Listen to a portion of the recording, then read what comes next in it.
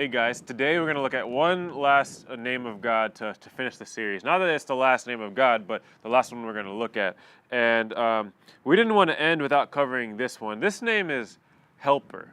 And this is a name of God, but specifically it's a name of the Holy Spirit. And John gives it to him. And, you know, when I hear the word helper, I think of someone maybe helping me take out the trash or helping me work on a car or helping me with my homework or something like that. But I don't really think of God. But some other words that the word helper, when it's translated, it could be advocate, comforter, counselor. But really what it means is one who is called alongside and has the idea of someone who encourages us. And we find this name in John 14 and John 16.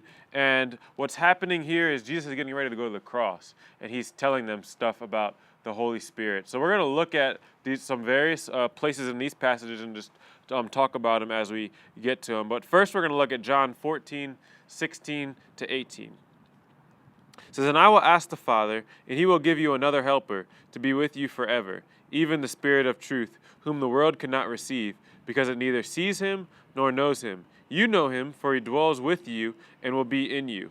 I will not leave you as orphans, I will come to you." A couple things I want to point out here. First, the Holy Spirit is another helper. And what Jesus is telling the disciples is that he's been their helper, but he's leaving. He's going to the cross, and he's going to go ascend back to the Father in heaven. But he's saying that another helper is going to come. This helper is going to be with them forever. So you remember, both Jesus and the Holy Spirit are God, along with the Father, and we call this the Trinity. But the Spirit of God has been with the disciples in the person of Jesus Christ, and now the Spirit of God is going to dwell in them in the person of the Holy Spirit. And in the Old Testament, there's the Holy Spirit is there as well, but the Holy Spirit would come and the Holy Spirit would go. It would come on people. He would come on people and he would leave people. But today, obviously, he dwells in his followers, is what Jesus is teaching. But notice he says he's not going to leave them as orphans. So he's saying is that if I didn't send this helper, then I would be leaving you as orphans. And orphan, what that means is helpless. So instead of leaving us helpless, he gives us a helper, and now we're not helpless. And second thing I want to point out is that in the next passage is that Jesus said it's good that the Holy Spirit came. John 16, 5-7, he says this, "But now I am going to him who sent me, and none of you asked me, 'Where are you going?' But because I have said these things to you, sorrow has filled your heart. Nevertheless, I tell you the truth. It is to your advantage that I go away. For if I do not go away, the Helper will not come to you. But if I go, I will send him to you." Jesus saying that he had to go away in order for the Holy Spirit, our helper, to come. And he's saying that's to our advantage because, people say things like, it'd be cool if Jesus showed up to church. But Jesus says it's to our advantage that the Holy Spirit came as opposed to him. So really, the Holy Spirit is in church with you. The Holy Spirit's in your small group right now, in you, dwelling in you, and in all of you. So the Holy Spirit is there. So it's even better than if Jesus was there, is what Jesus said. But when Jesus was on earth, why does that make sense? If Jesus is on earth, then it can only be in one place at a time. But the Holy Spirit is in people. He's in people in the youth group at Generation Hope. He's in other churches' youth groups, and he is in people in India, and he's in Christians in India and everywhere. That's why it's to our advantage that the Holy Spirit came. Now, the next thing I want to look at is, how does the Holy Spirit help us? First, he helps us by bringing Jesus' teaching to our remembrance. In John 14:26, he says, "But the Helper, the Holy Spirit, whom the Father will send in my name, he will teach you all things and bring to your remembrance all that I have said to you." Think about taking a test. You study, but then if you don't remember what you've studied, it doesn't help you.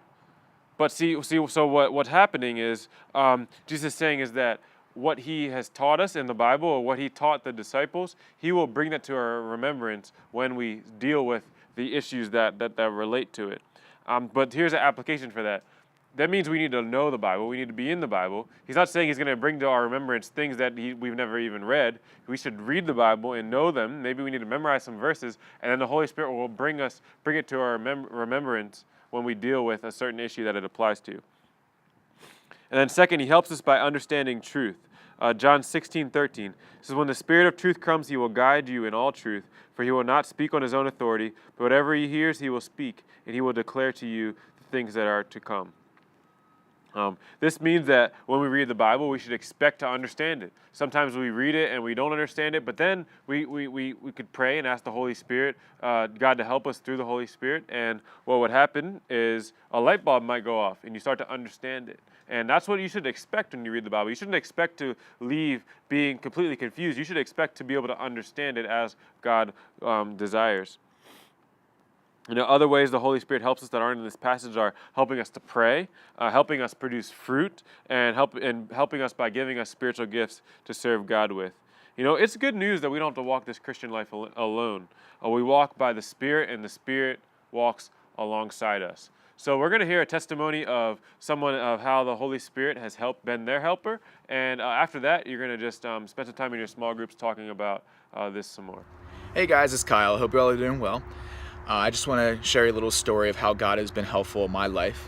My story actually ended last week, and as you guys know, every once in a while on Wednesdays I'll be wearing a suit and tie, and that's because I've been having interviews for a job for the summertime. And throughout the whole month of interview process, I've been really nervous. I've been kind of worried whether I get this job or not because it's really hard to get. It's really competitive. And throughout the entire process, my parents have been really supportive, and they've always reminded me to pray about it and just know that God is always going to be with you, and he's always going to be helping you with no matter what in life. And what really jumped out to me when I was praying and reading in the Bible of how God can be helpful in your life is in Psalms 54:4, where he says, "Behold, God is my helper. The Lord is with those who uphold my life." So just knowing that, it gives me the clarity and it gives me the guidance that God will always be with you no matter what. And I'm happy to say I got that job because I prayed for God that he would give me that guidance and he'd give me the knowledge to be able to give that company the knowledge and the understanding that I can be an asset to them. So whether it be with a test, whether it be with something hard that comes in life, remember that God is always going to be there to help you. Remember, he's always going to be there to guide you to be to where you need to be. It may not become the outcome that you want it to be, but just know that God has reasons for everything, and he'll get you to exactly where you need to be. So I hope you guys do it right, and good luck with everything else.